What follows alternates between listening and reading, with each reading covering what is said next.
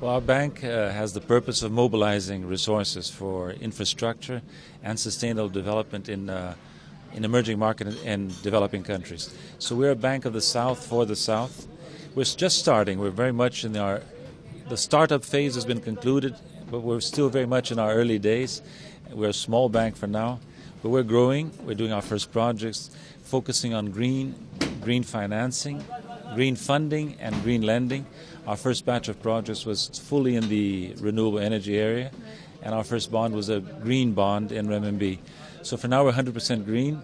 We won't stay for that forever because we're also doing traditional financing, more traditional infrastructure. But we have this ambition to be a very focused bank, focused on our core mandate and focused on making a contribution to sustainability. Right.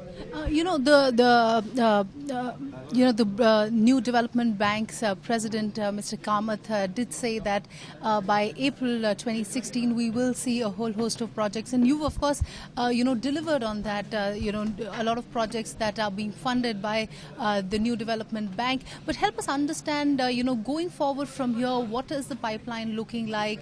How many more projects are you studying, and how many more projects do you intend on taking up?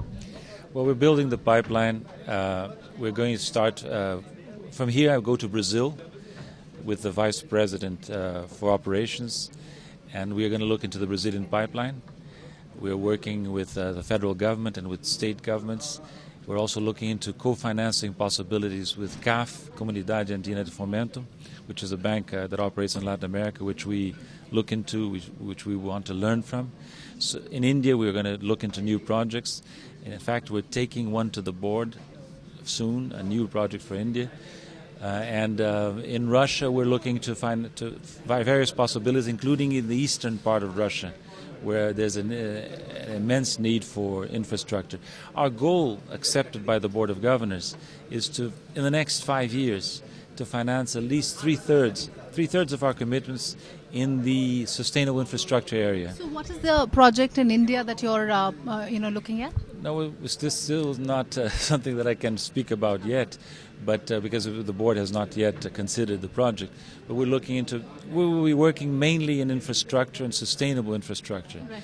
Meaning that in the next 5 years or so, we will be two-thirds at least will be things like renewable energy, waste management, water management, clean transportation, energy efficiency, and such areas of financing. Since you're looking at a whole host of sectors, especially in the Indian setup, help us understand what are the key challenges that you're facing at this point of time, because we see a huge infrastructure deficit as far as India is concerned. So what are the key challenges? What are the key asks of from the government of India?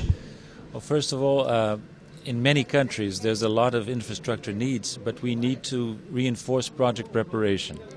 So we are going to start to build a special fund destined to finance project preparation. China is bringing the initial contribution, and we're setting up the terms of reference of this special fund because project preparation is crucial. We're setting up a regional center in South Africa, and project preparation will also be a focus of this African regional center that we're setting up in Johannesburg. Right. Also help us understand, today we did see the finance minister and the DA secretary talk about the rupee bonds that the New Development Bank is undertaking, and this along with the government of India as well as the RBI. Where are talks with respect to that, and how soon could we see rupee bonds being floated by the New Development Bank? This is under discussion.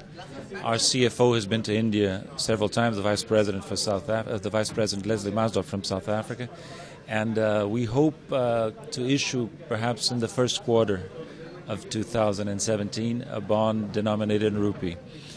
This is an important aspect of our work. Of course, we will also do international bond issuances in strong traditional currencies as we get an international rating, but we believe that there's a strong demand in our countries. We've noticed that there's a strong demand in our countries for financing in local currency, in national currency. Why? Because infrastructure projects are very long term and they don't generate foreign exchange currencies. They're in the non-tradable sectors.